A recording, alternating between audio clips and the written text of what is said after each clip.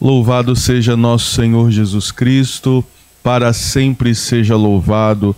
Meu irmão, minha irmã, seja bem-vindo a mais uma meditação quaresmal neste tempo, e hoje iniciando a segunda semana do tempo da Quaresma, hoje o domingo, dia do Senhor.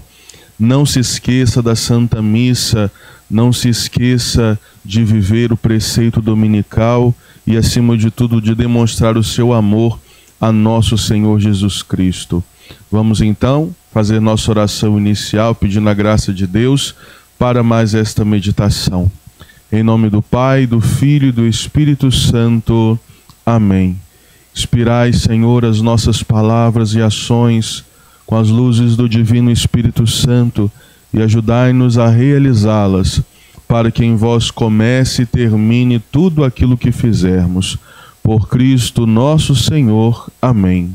Em nome do Pai, do Filho e do Espírito Santo. Amém. São José, valei-nos. Meu irmão, minha irmã, hoje nós vamos meditar dentro da liturgia do domingo, deste segundo domingo do tempo quaresmal, o tema onde Santo Tomás aqui nos diz: Deus Pai entregou o Cristo à sua paixão. E, meus irmãos, nós, olhando a liturgia deste domingo, vemos claramente esta grande graça que nós tivemos. O Pai entrega seu Filho por amor. Por amor a quem? Por amor a nós, é claro. Mas nós vamos meditar a partir da passagem, vamos citar outras passagens também, as da liturgia de hoje, mas nos é proposto também o versículo de Romanos, no capítulo 8, versículo 32. Deus não poupou nem o seu próprio Filho, mas por todos nós o entregou. Deus Pai entrega o seu Filho à paixão. Meus irmãos, nós partimos do princípio, é claro, que nosso Senhor, ele sofre voluntariamente. Ele sofre voluntariamente por obediência ao Pai. Por obediência ao Pai. Lembramos aqui da palavra de nosso Senhor, quando ele vai dizer: eis que venho fazer com prazer a vossa vontade. Então, ao submeter-se à vontade do Pai, nosso Senhor Jesus sofre voluntariamente.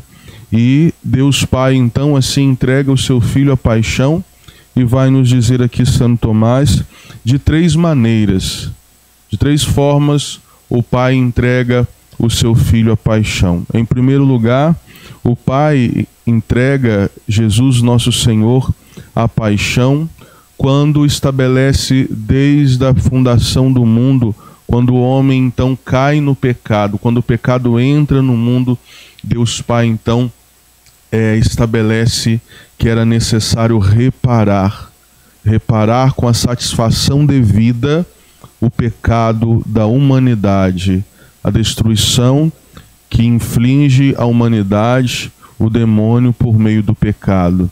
Lembrando que o inimigo, o demônio, ele é autor do pecado. Ele é o autor do pecado. Deus não cria o pecado, mas o demônio, ele inventa, ele é o autor do pecado. E assim a morte entra no mundo. Para que o gênero humano então fosse redimido, era necessário a satisfação perfeita da culpa a qual nós tínhamos. Por isso, meus irmãos, o Pai estabelece que esta satisfação, esta remissão, vamos assim dizer, seria feita pelo seu Filho. A criação seria restaurada pelo Verbo que criou todas as coisas também no início. Então, essa é a primeira forma através da qual o Pai teria entregue o seu Filho à paixão, estabelecendo então Cristo como sacrifício expiatório dos nossos pecados. Segunda forma através da qual o Pai entrega o seu Filho à paixão, como nos diz aqui São Tomás, inspirando no coração de Cristo a complacência pela humanidade.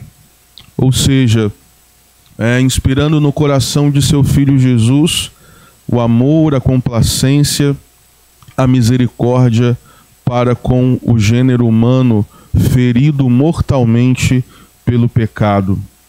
E aqui nós citamos a passagem de Isaías, no capítulo 53, no versículo 7. Jesus ele foi maltratado, mas resignou-se. Por que Jesus resignou-se? O Pai então derrama sobre a alma de seu Filho o amor que produz então este desejo de sofrer para nos libertar. Então, o Pai inspira, o Pai inspira no coração de seu Filho unigênito a complacência, o amor para com a humanidade ferida pelo pecado. E por isso Jesus então se faz o cordeiro que é conduzido, que se deixa conduzir ao matadouro. Jesus se faz então sacrifício por nós, de livre e espontânea vontade, porque o Pai assim o estabeleceu e depois também inspirou a misericórdia, a compaixão, a complacência para conosco.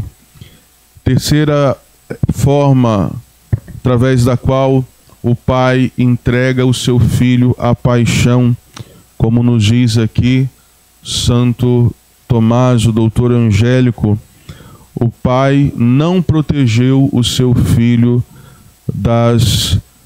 dos ultrajes, dos sacrilégios, das torturas da sua paixão. E aqui nós citamos o Evangelho de Mateus, capítulo 27, versículo 46, onde São Mateus nos lembra aqui, da exclamação que nosso Senhor vai fazer: meu Deus, por que me abandonastes?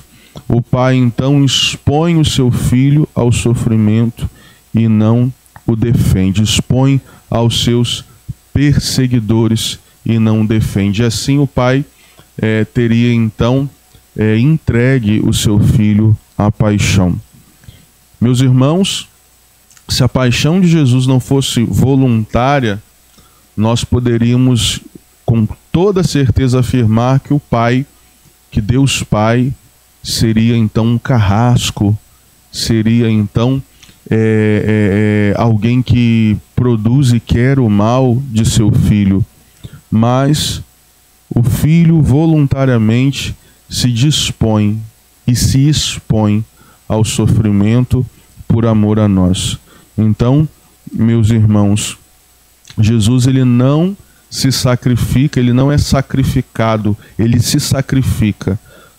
O ato da paixão não é contra a vontade de Cristo, mas, e pelo contrário, é pela sua vontade que acontece.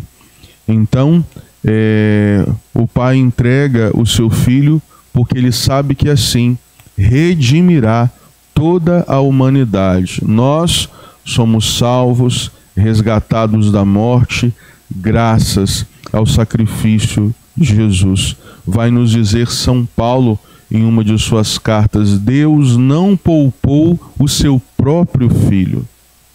E aqui, meus irmãos, também recordamos algo muito pertinente para nós, sobretudo neste tempo da Quaresma. Veja, Deus não poupou o seu Filho do sofrimento para expiar os pecados. E aqui, meus irmãos, nós precisamos nos colocar da seguinte forma: não pensemos nós que a misericórdia de Deus é um passar a mão em nossa cabeça, simplesmente desculpando todas as burradas e pecados que nós cometemos. É necessário expiação dos pecados. O Cristo morre para expiar os pecados da humanidade, de todos nós. Os nossos pecados atuais, meus irmãos, é claro, foram redimidos na cruz por Cristo nosso Senhor. Mas também, de nossa parte, é necessário reparação, expiação dos pecados. Nós lembramos, a palavra de Deus deixa muito claro para nós: entra no céu quem for santo. Entra no céu quem for santo. Eu recordo aqui, já lembrei algumas vezes, em algumas homilias, essa história. Santa Teresa, conta-se a respeito dos seus últimos instantes de vida. Santa Teresa, então, tem uma visão da glória de Deus. E aí Santa Teresa, já prestes a fazer a sua Páscoa, a morrer, Santa Teresa acorda daquela visão e fica aterrorizada. E as irmãs, então, ali à sua volta, que a amparam naquele momento, perguntam: Madre, o que aconteceu? A senhora está com medo da morte? Ela disse: não estou, não se trata disso, não tenho medo da morte, porque é através dela que eu vou me encontrar com o meu amado, é através dela que eu vou me encontrar com o meu Senhor.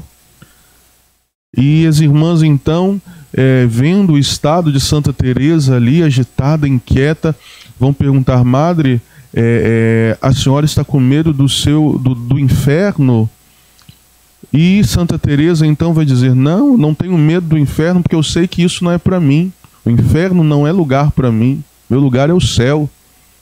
E as irmãs então continuam a questionar e perguntam: Madre, a senhora está com medo do seu julgamento, né, do seu juízo particular? Santa Teresa: sim, mas não se trata disso, não se trata disso. E aí então Santa Teresa vai dizer às irmãs: eu vi a glória de Deus e ela é terrível. E as irmãs então, sem entender aquela exclamação de Santa Teresa, vão perguntar: mas Madre, a senhora viu a glória de Deus e isso lhe deixou assim aterrorizada? Por quê? E aí Santa Teresa responde: porque depois de minha morte, a minha vida será comparada à vida de Cristo. E só entrarei no céu se eu for santa. Aí, meus irmãos, e é até curiosa a história, que depois que Santa Teresa então diz o motivo da sua aflição, que ela viu, né, a terrível glória de Deus. Terrível em que sentido? De que Deus, porque entregou o seu Filho, por não ter poupado o seu Filho por amor a nós, por ter sacrificado o seu unigênito, por ter o exposto à paixão, ele não admite a falta da santidade na sua presença. Por isso a glória de Deus é terrível, porque não há espaço ali para o pecado, não há espaço para a impureza, não há espaço na glória de Deus para aquilo que não esteja completamente em íntima união com o sagrado. E aí, depois que Santa Teresa diz isso, as irmãs então é que vão ficar assustadas e vão dizer: Madre, mas a senhora que é santa está aterrorizada desse jeito, o que será de nós? Meus irmãos, e exatamente o fato de o Pai entregar o seu Filho à paixão por amor a nós, é que precisa nos fazer pensar exatamente nisso. Ele não poupou o seu Filho, como diz São Paulo.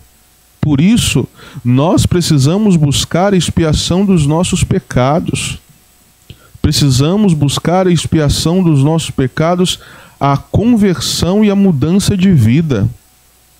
Hoje se tem uma falsa compreensão da misericórdia de Deus, como se a misericórdia de Deus fosse aquela avó que, quando o neto apronta, e a mãe ali vai tentar corrigir, a avó: não, deixa ele, tadinho, é criança, não é? Às vezes nós temos esta sensação, esta falsa sensação da misericórdia de Deus. É como se, errar é humano, Deus perdoa, Deus é amor, Deus é misericórdia, como se fosse uma desculpa para os nossos pecados. Deus não desculpa pecado, Deus perdoa o pecado. Para que haja perdão do pecado, é necessário arrependimento, contrição. Por isso, nesse tempo quaresmal, pedimos um coração contrito, arrependido. Vou dizer isso mais uma vez, meu irmão, minha irmã, para que fique bem claro para nós. Deus não poupou o seu Filho unigênito, portanto, não há desculpa de pecado. Mas eu sou assim, eu sou assado, Deus desculpa. Não, Deus não desculpa pecado, Deus perdoa pecado. Deus tem misericórdia do pecador e quer que o pecador não morra no seu pecado. Se Deus desculpasse o nosso pecado, Ele estaria nos dando permissão para continuar da mesma forma. E aí o sacrifício de nosso Senhor seria em vão. Deus não desculpa pecado, Deus perdoa os nossos pecados em seu Filho Jesus, mas pede de nós, meus irmãos, também expiação dos pecados, emenda de vida, melhora de vida, conversão, meus irmãos. E também o fato de Deus Pai entregar o seu Filho por amor a nós revela o seu amor misericordioso. Por quê? Porque o Pai sabe que nós não poderíamos satisfazer, ou seja, o Pai sabe que nós não poderíamos expiar esses pecados. A dívida era alta. O Pai, então, Ele nos oferece em Cristo alguém que poderia satisfazer, então, a pena, a culpa que nós tínhamos e nos libertar.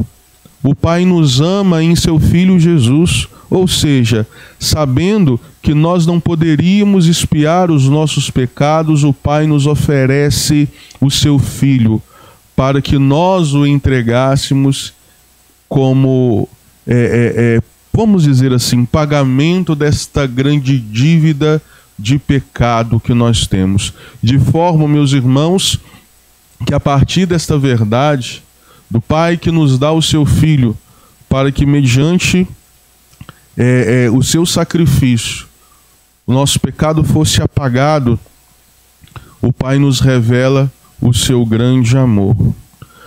O Pai nos revela o seu grande amor misericordioso.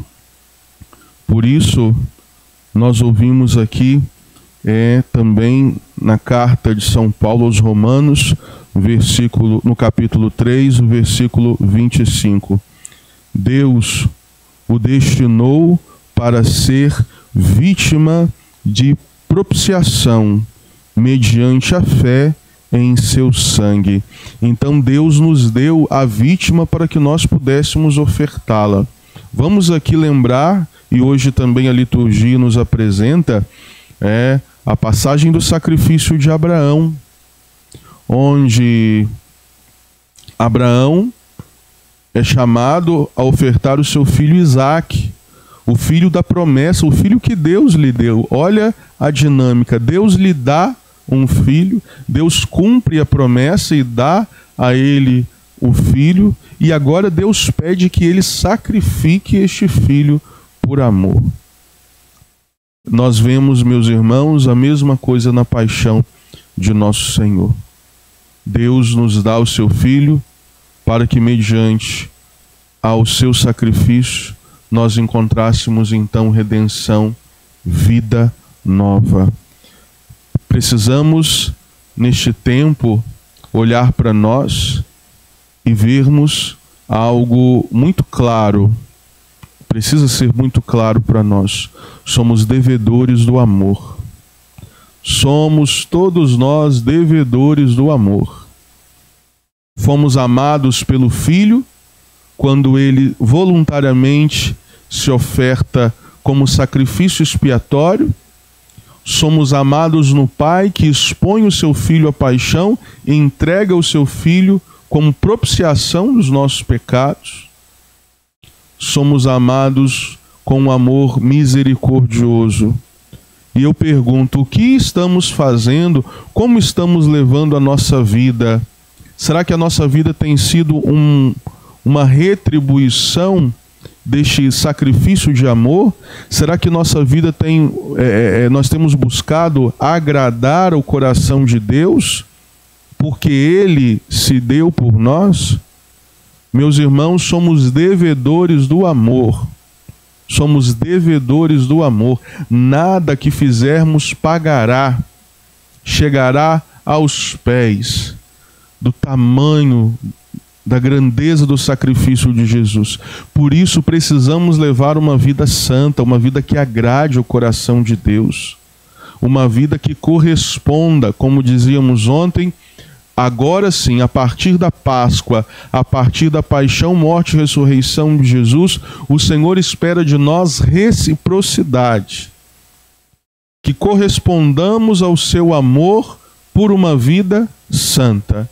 Que esse período da Quaresma nos ajude profundamente a vivermos uma correspondência de santidade. Aqui colocamos o grande modelo dos santos, São José, de uma maneira toda especial.